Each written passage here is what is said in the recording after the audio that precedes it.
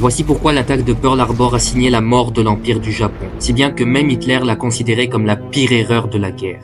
En 1940, les Japonais cherchent à dominer l'Asie, mais ils sont dans une impasse. Les États-Unis ont stoppé leur livraison de pétrole et ne comptent pas laisser le Japon s'étendre. Pour contrer cette menace, les Japonais élaborent un plan très risqué. Ils visent l'Asie du Sud-Est pour son pétrole et veulent anéantir la flotte américaine à Pearl Harbor. Mais tout ne se passe pas comme prévu. Le 7 décembre 1941, Pearl Harbor est attaqué, mais la flotte américaine survit. Une erreur qui coûtera cher au Japon par la suite.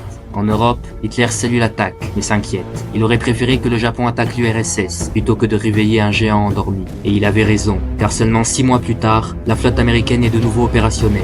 Et la suite, on la connaît. La marine japonaise est littéralement écrasée à Midway en 1942, ce qui change le cours de l'histoire. Ensuite, les Américains libèrent peu à peu les îles du Pacifique, avant de cibler directement le Japon. Et en août 1945, les villes d'Hiroshima et de Nagasaki sont frappées par 2 bombes atomiques, marquant la fin de l'Empire du Japon.